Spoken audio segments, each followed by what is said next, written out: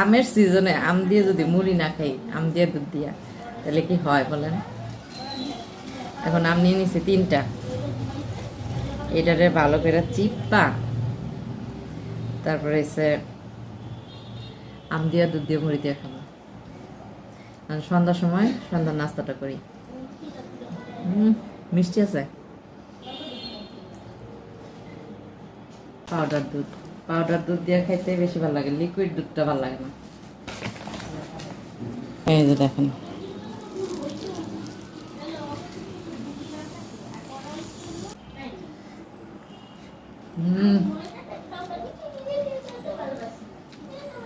সিজনে এভাবে মন ভরে খাবেন।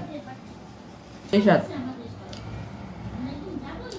লিকুইড দুধ দিয়ে কিন্তু এত স্বাদ পাওয়া যায় না। এভাবে আমের সিজনে যদি এই জিনিসগুলি না খান, আম দিয়া দুধ দিয়া আর গুঁড়া দুধ দিয়া আর এসে মুড়ি দিয়া, একদম চরম মিস করবেন। আমি তো সন্ধ্যার সময় এখন এটা নাস্তা খাইতেছি।